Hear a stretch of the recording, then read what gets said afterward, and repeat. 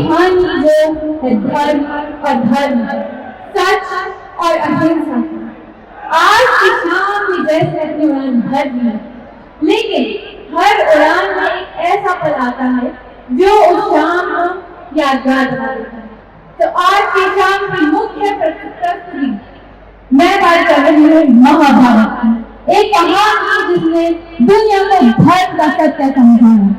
To welcome on stage an act representing the भूमि और Kurukshetra, Mahabharat, the revenge of Draupadi।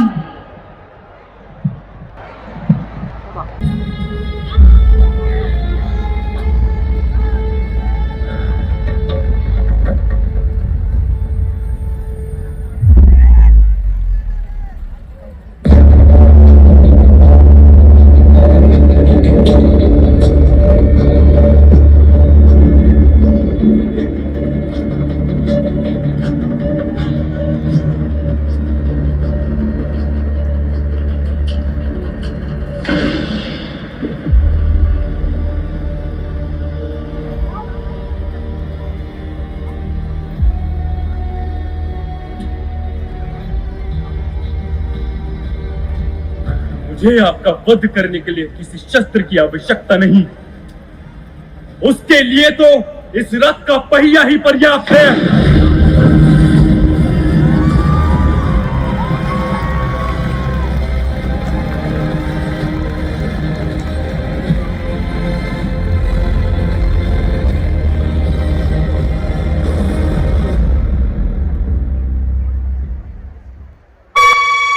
मैं समय हूं और आज महाभारत की अमर कथा सुनाने जा रहा हूं।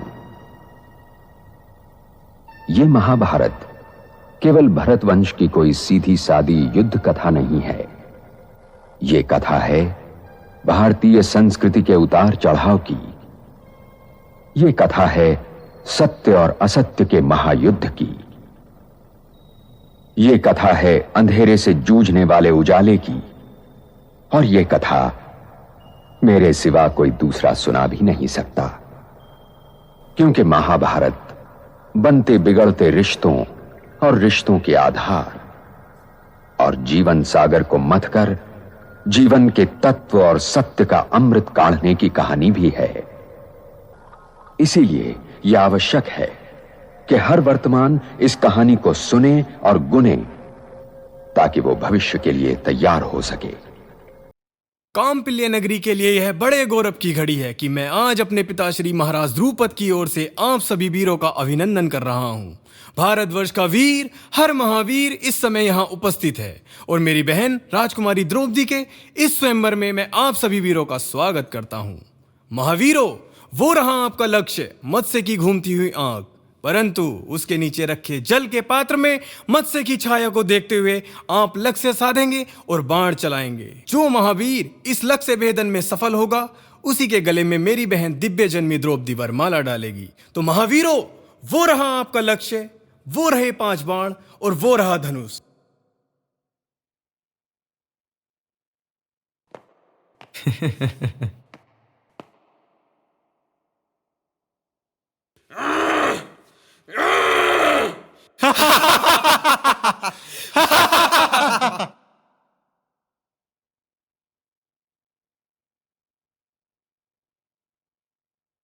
प्रिय मित्र दुर्योधन, अब तुम्हारी बारी।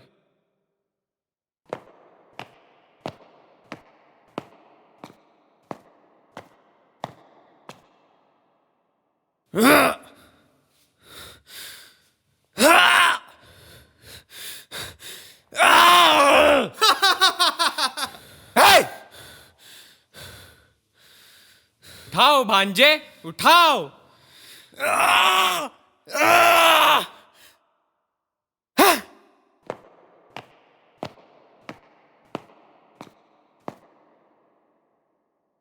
मित्र कर्ण, अब तुम ही उठा सकते हो इस धनुष को। जाओ।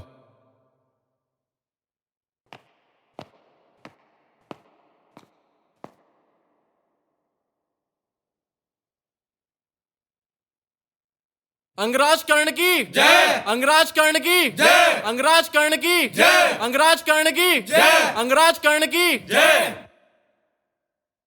ठहरो, मेरी वरमाला किसी सूत पुत्र के लिए नहीं। यदि ऐसा है तो तुम्हारी यह वरमाला सुनी की सुनी ही रह जाएगी राजकुमारी। ऋषियों, नदियों और वीरों का कोई गोत्र नहीं होता महाराज द्रुपद। आपकी सभा में मेरे परम मित्र अंगराज कर्ण का अपमान हुआ है और इस अपमान को कभी भूला नहीं जा सकता। द्रोण शिष्य से बेहतर कौन जान सकता है कि रिश्ता हमेशा अपने बराबर वालों से होना चाहिए। जिस सभा में स्वयं युवराज दुर्योधन, राजकुमार दुशासन, महाराज जयद्रथ और महाराज जरासंध जैसे वीर प्रतापी योद्धा उपस्थित हों, उस सभा में इस लक्ष्य वेदन में कैसी कठिनाई। क्या इस सभा में कोई नहीं जो इस लक्ष्य वेदन को पूरा कर धनुर्विद्या का मान रख सके? जाओ अर्जुन और दिखा दो अपनी धनुर्विद्या।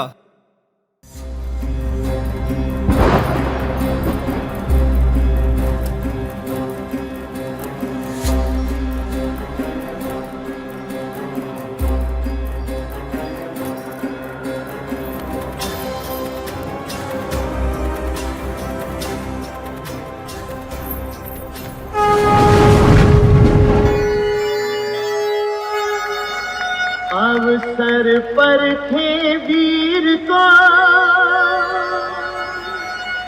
वीर परखता बाण, आंख लक्ष्य पर पार्थ की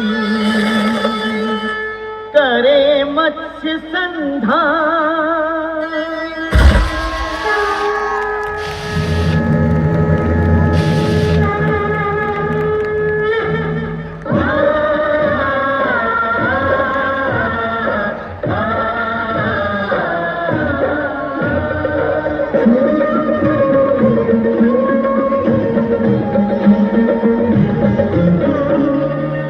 श्री महाभारत कथा, श्री महाभारत कथा, महाभारत कथा।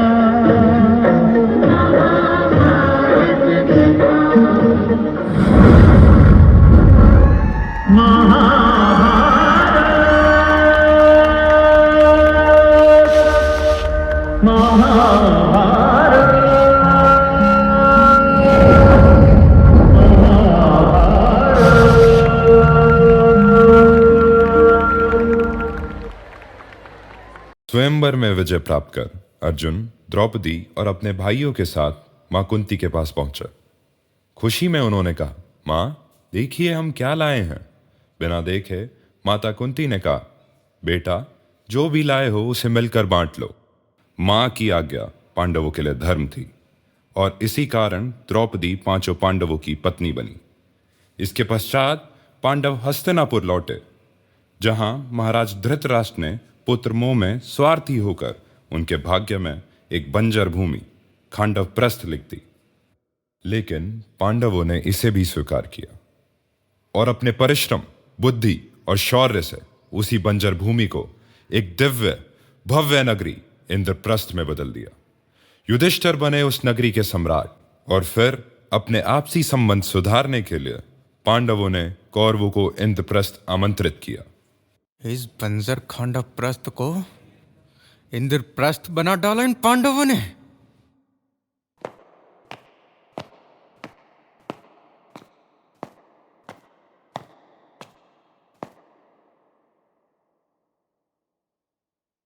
भांजे, अरे ये क्या हो रहा है भांजे? भांजे, भांजे ये हो क्या रहा है? मैं इस धरती के साथ चल रहा हूं या ये धरती मेरे को अपने साथ लेके चल रही है भांजे? आप बिना मामा श्री।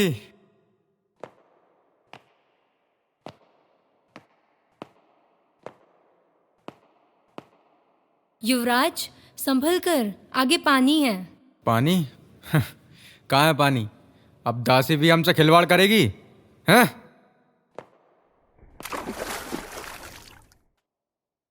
अंधे का पुत्र अंधा।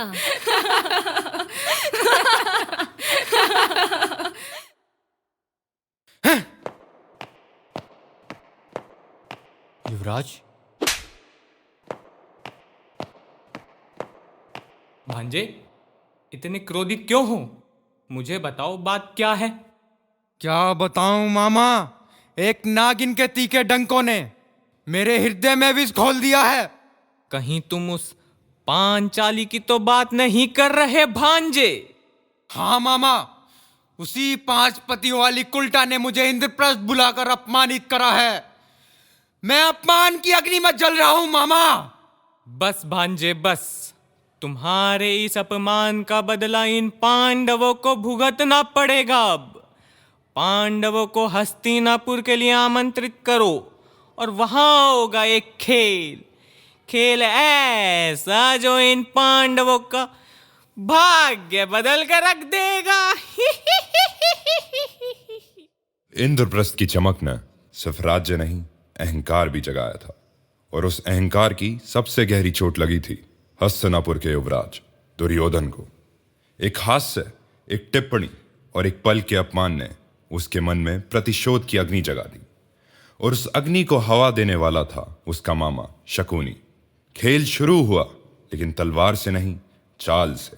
चौसर के इस द्यूत में दाव पर सिर्फ राज्य नहीं था, दाव पर था धर्म, मर्यादा और एक वंश का भविष्य। द्यूत क्रीड़ा शुरू हुई। शकुनी ने कुछ दाव पांडवों को जीतने दिए। युधिष्ठिर को लगा कि अब भाग्य उनका साथ दे रहा है। उन्होंने बड़े दाव लगाने शुरू कर दिए, पर वहीं से खेल ने अपना वास्तविक रूप लेना शुरू किया। अब शकुनी ने पासों पर अपना नियंत्रण जमाया और पांडव एक एक करके अपनी सारी संपत्ति हारते चले गए। ज्येष्ठ, अब क्या लगाओगे दाव पर? मैं अपना धन, दासी, दास, भूमि, प्रजा, देश और इंद्रप्रस्थ को दाव पे लगाता हूं। भूमि, धन, प्रजा और इंद्रप्रस्थ सब दाव पर भांजे। 12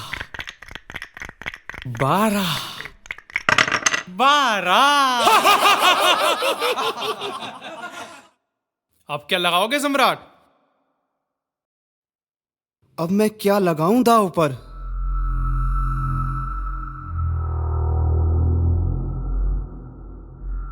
अपने प्रिय भ्राताओं को लगा दो भांजे।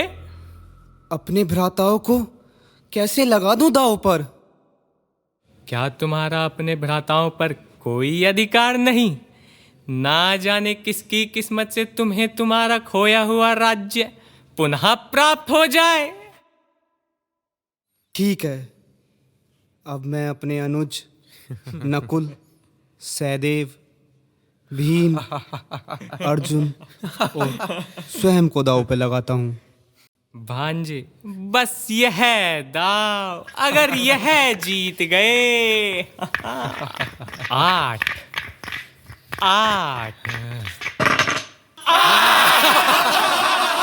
अब तुम हमारे दास हो पांडुपुत्रो, हमारे दास।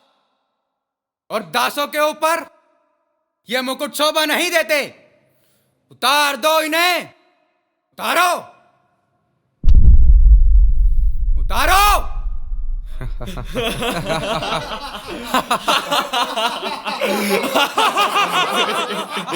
भ्राताश्री, अब तो ये पांडव अपना सब कुछ हार ही चुके हैं, फिर भी पूछ लेते हैं। बोलो पांडवों, अब क्या है तुम्हारे पास दांव पर लगाने के लिए? अब हमारे पास दाव पे लगाने के लिए कुछ नहीं है।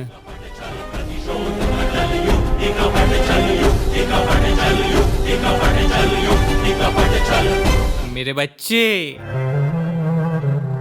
अभी एक मूल्यवान वस्तु बाकी है। पुत्री द्रौपदी। मामा शकुनी, नीचे स्वर में बात करो भीम। अब तुम कोई राजकुमार नहीं, हमारे दास हो। दास, बैठ जाओ, बैठ जाओ। देख लो भांजे युधिष्ठिर, अभी भी एक अवसर है अपने भाग्य को परखने का। बोलो ज्येष्ठ, लगाते हो द्रौपदी को दाव पर? लगाते हो? हाँ। पासे फेंको मामाश्री। 6 6 6 वो बच्चलन स्त्री मेरी ग्रहिता है। दुर्योधन! महाराज, इस कुल सभा में आपकी पुत्र वधू का नाम इस अनादर से लिया जा रहा है। यह सब सुनकर आप अभी भी मौन हैं? कुछ करिए महाराज, कुछ करिए, अन्यथा यह अन्याय कुरुवंश को उसके पतन की ओर ले जाएगा। काकाश्री, यदि आप केवल महामंत्री होते तो पिताश्री के चरणों की सौगंध, मैंने आपके शीश को कुछ उखाड़ फेंक दिया होता, जैसे एक माली अपनी वाटिका से अनचाही घास उखाड़ कर फेंक देता है। पर आप जैसे भी हैं, काकाश्री हैं। अब जाइए और जाकर उस चरित्रहीन स्त्री को यहां लेकर आइए।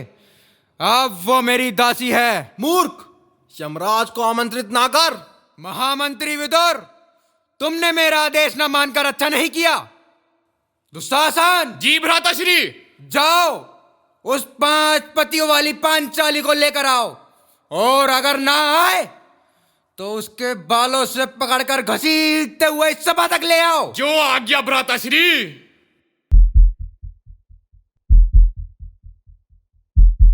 चल, हमने तुझे जीत लिया है, अब तू हमारी दासी है। दुशासन, मैं तो तुम्हारी माँ समान हूं ना, और माँ का ये अपमान नहीं करते। छोड़ो दुशासन, छोड़ो। भ्राताश्री, ये रही आपकी 5 पतियों वाली द्रौपदी। अरे ये क्या, इंद्रप्रस्थ की महारानी इस दशा में? उठ द्रौपदी उठ, आंख उठा के देख अपने 5 पतियों को, जिन पतियों पर तू अहंकार करती थी, आज मेरे सामने मेरे दास बने बैठे हैं, और तू मेरी दासी। मूर्ख दुर्योधन, मैं अग्नि से जन्मी यज्ञ सैनी हूं, और अग्नि को कभी बांधा नहीं जा सकता। तुम मुझे दासी नहीं बना सकते, क्योंकि मुझे वो स्वीकार्य नहीं, मान्य नहीं। दुशासन, इस अहंकार से भरी द्रौपदी को मेरी जंगा पर बिठा दे। दुर्योधन, तू जिस जंगा पर द्रौपदी को बैठाने की बात कर रहा है, महादेव की सौगंध, मैं तेरी इसी जंगा को तोड़कर इस अपमान का बदला लूंगा। क्षत्रियों की भाषा बोलने का प्रयत्न न करो दास। अपना स्थान ग्रहण करो दुर्योधन। पितामह, आज आप मुझे क्या आशीर्वाद देंगे? आज आपकी कुल वधू एक वस्त्र में लिपटी हुई इस प्रकार इस सभा में लाई गई है। आप तो स्वयं मां गंगा के पुत्र हैं, आप क्यों मौन हैं? मैं विवश हूं पुत्री, मैं विवश हूं। महाराज, आप तो बड़े भाग्यवान हैं जो नेत्रहीन जन्मे, अन्यथा अपनी कुल वधू की ये दुर्दशा देखकर अवश्य ही नेत्रहीन हो गए होते। मुझसे कुछ ना कहो पुत्री, कुछ ना कहो। मुझसे ना युधिष्ठिर ने तुम्हें दांव पे लगाने की आज्ञा ली, और ना दुर्योधन ने तुम्हें जीतने की। अपना ये प्रश्न लेकर युधिष्ठिर के पास जाओ, जिसने तुम्हें दांव पर लगाकर इस भरत वंश की मर्यादा को भंग किया है। काकाश्री, आप तो कड़वे वचन बोलने के लिए प्रसिद्ध है ना, आप क्यों मौन ना रहिए? कहिए, क्या किसी पति को अधिकार है कि अपनी ब्याता को द्यूत में हार जाए? भाभी श्री ठीक कह रही हैं। बैठ जाओ विकर्ण, बैठ जाओ। बोलने दो भांजे, अब युधिष्ठिर तो द्रौपदी को हार ही चुके हैं, अब द्रौपदी तुम्हारी दासी है। दासी? दासी हूं मैं? किस प्रकार बन गई मैं दासी? ये होते कौन है मुझे हारने वाले? यदि वो स्वयं को हार चुके थे तो उनका मुझ पर अधिकार ही क्या था? क्या भाइयों ने एक बार भी नहीं रोका युधिष्ठिर को? मैंने अपने पतियों पर विश्वास किया, वो अपराध था। आर्यपुत्र अर्जुन, मेरे प्रश्नों का उत्तर दीजिए। क्या युधिष्ठिर ने एक बार भी आप लोगों से अनुमति ली? क्या युधिष्ठिर ने मेरी अनुमति ली? जो स्त्री 5-5 पुरुषों के साथ रहती हो वो पत्नी नहीं, वैश्या होती हैं। वैश्या। अंगराज कर्ण, एक दिन मैं तुम्हें इस अपमान का दंड अवश्य दूंगा। ए, चुप! मेरे मित्र से ऐसे बात करने का दुस्साहस करता है? मेरा मित्र बिल्कुल ठीक कह रहा है। दुशासन, वस्त्रहीन कर दे मेरी इस दासी को। दुशासन, अगर तूने पांचाली को हाथ भी लगाया तो क्षत्रिय धर्म की सौगंध मैं तेरे इसी हाथ को तेरे धड़ से उखाड़ लूंगा। भांजे भीम, तुम बार बार ये क्यों भूल जाते हो कि तुम अब एक दास हो? दास। बस एक स्त्री का अपमान मैं और नहीं सह सकता। जाने दो उसे। एक और डरपोक इस सभा से कम हो गया। हाँ? नहीं, छोड़ो दुशासन। नहीं, नहीं। हे गोविंद, हे द्वारकाधीश, हे सर्वशक्तिमान, मेरी लाज बचाओ गिरिधर, मेरी लाज बचाओ।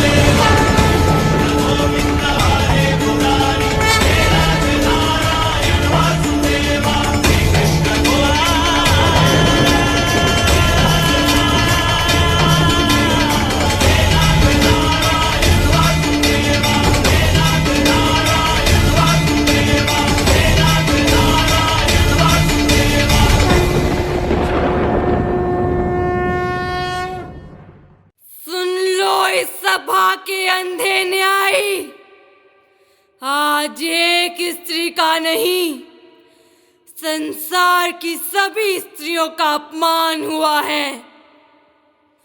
मैं कुंड हूं उन सभी स्त्रियों के आंसुओं का, इस मुखमोहन सभा के शमशान का। मैं जीव नहीं, साक्षात मृत्यु हूं। इस सभा में उपस्थित प्रत्येक व्यक्ति जो मेरा अपमान देखकर मौन रहे, वो सदा के लिए मौन हो जाएंगे। मैं द्रुपद पुत्री द्रौपदी आज ये प्रतिज्ञा लेती हूं, जब तक मेरे इस अपमान का प्रतिशोध पूरा नहीं होता, मेरे ये केश यूं ही खुले रहेंगे। और मैं कुंती पुत्र भीम सभी गुरुजनों के समक्ष ये कहता हूं कि जिन हाथों ने पांचाली के केशों को स्पर्श किया है, उन्हीं हाथों को उखाड़ कर लहू पान करूंगा और उसी लहू से पांचाली के केश धोऊंगा। वर्षों के छल और प्रतीक्षा के बाद आज वो दिन आ ही गया जब शकुनी की चालों ने महाभारत के युद्ध की नींव रख दी और एक समृद्ध साम्राज्य को उसके पतन की ओर ढकेल दिया। समय बीता और 14 वर्षों के उपरांत जब कुरुक्षेत्र की भूमि पर युद्ध का आरंभ हुआ, तब अपनों को ही सामने खड़ा देख अर्जुन भावुक हो उठे।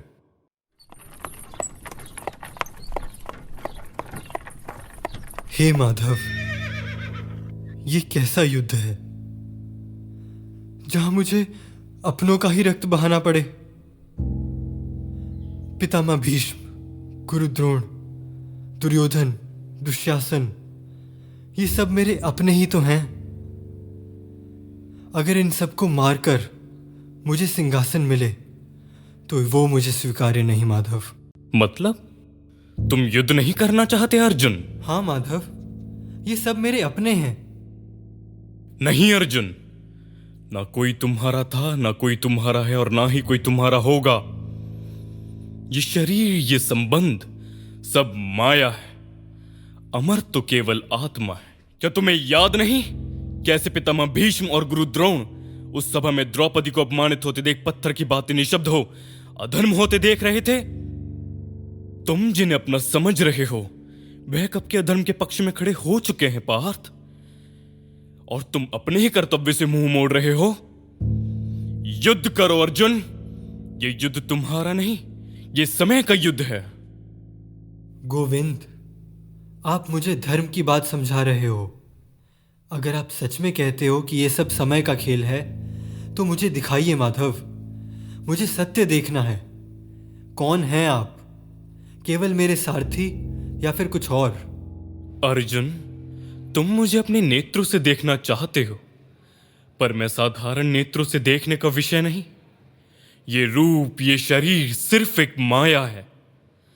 मैं तुम्हें दिव्य दृष्टि प्रदान करता हूं पार्थ।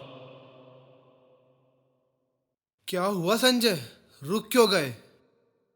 महाराज, कुछ असामान्य होने जा रहा है। माधव के स्वर में एक अलौकिक गंभीरता उतर आई है। अर्जुन के प्रश्नों का उत्तर अब शब्दों के परे जाने लगा है। अब यह ज्ञान केवल देखा और सुना नहीं जाएगा, अपितु अनुभव किया जाएगा। पार्थ, देखो मेरा वास्तविक रूप।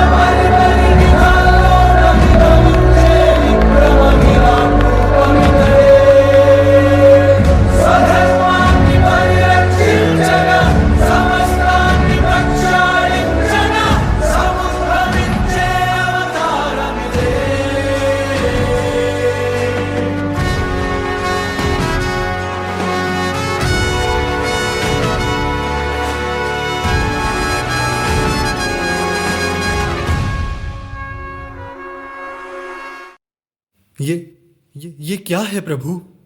आपके अंदर तो संपूर्ण ब्रह्मांड समाया है। देवता, असुर सब आप ही में हैं।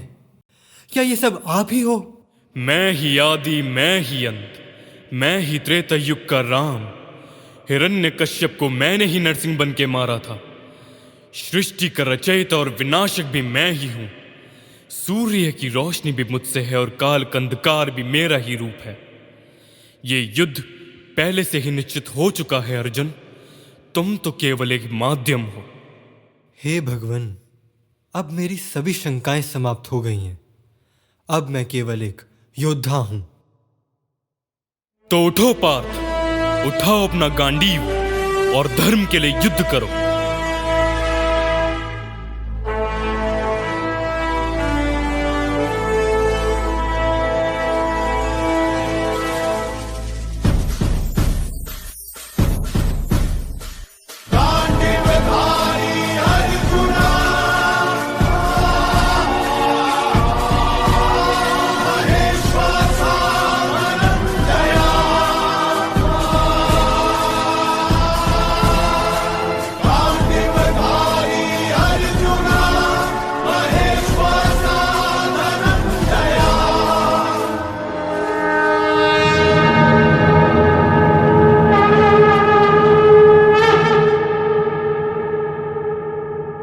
पहला दिन शंखनाद के साथ आरंभ हुआ।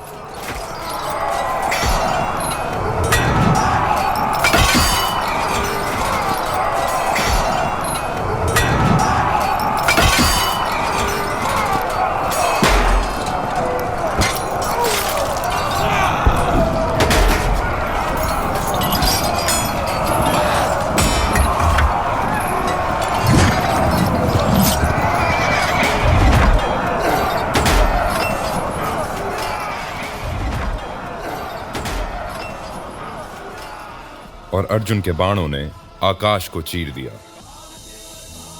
रक्त की पहली बूंद रणभूमि पर गिर चुकी थी।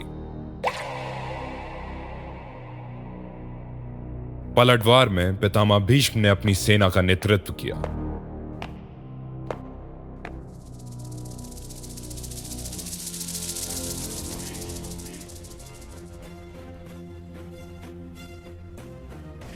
और पांडव सेना पर वज्र की तरह टूट पड़े। पितामह भीष्म ने पांडव सेना को घुटने टेकने पर विवश कर दिया।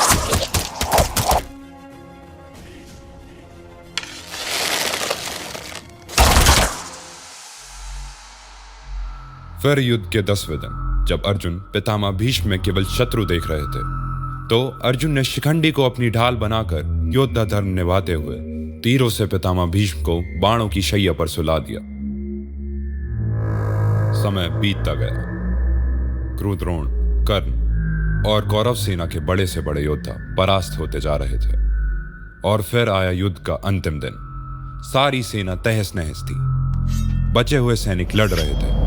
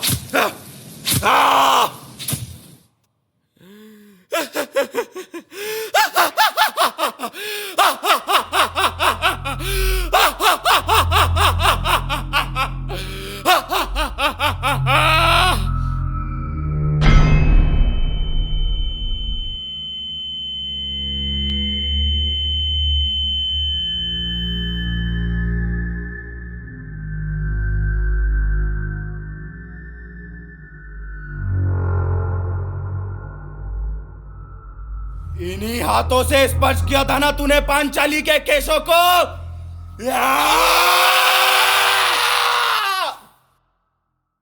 भीम, मेरे अनुज दुशासन की रक्त की एक एक बूंद का बदला मैं तुम पांडवों के संपूर्ण वंश के नाश से लूंगा।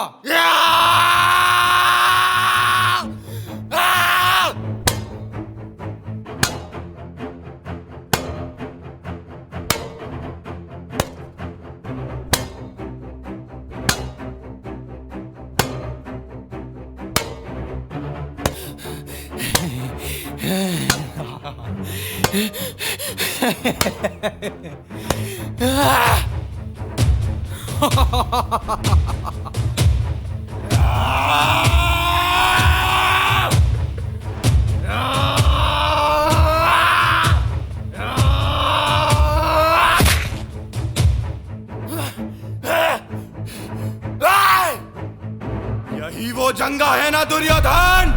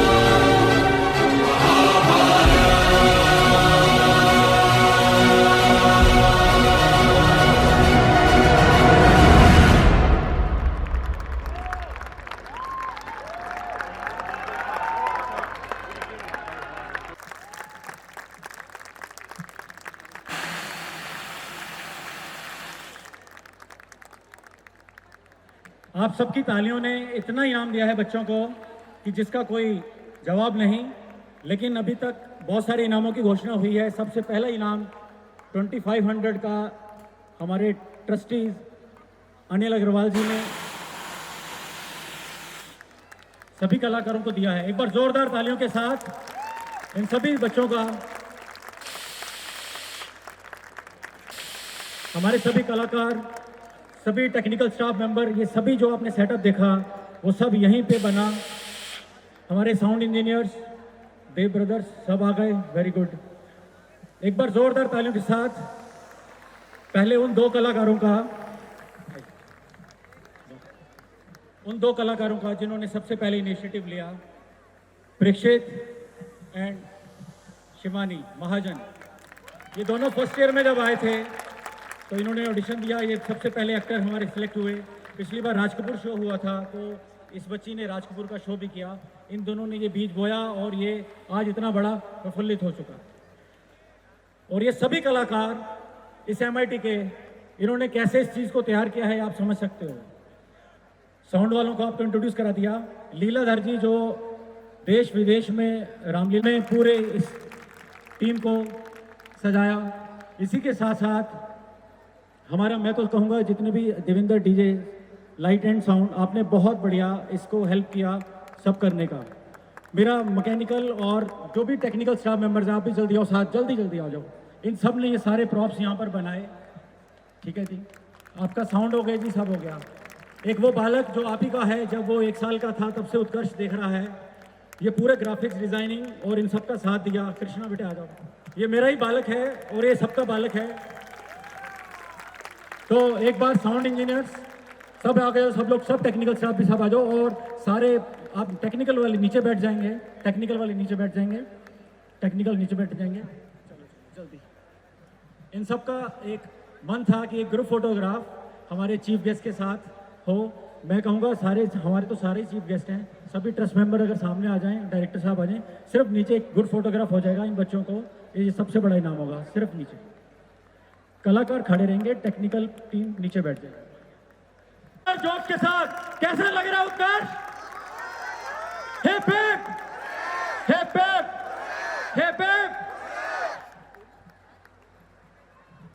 हमारे शकुनी मामा, एक बार शकुनी मामा। मेरे बच्चे, मैंने तुमसे कहा था कि रणभूमि में युद्ध आरंभ हो उससे पहले मनोभूमि में खेला जाता है। क्योंकि ये लगता है कि ये रिकॉर्डिंग करा लेना आसान है।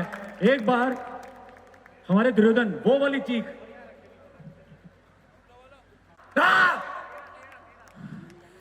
बहुत बढ़िया।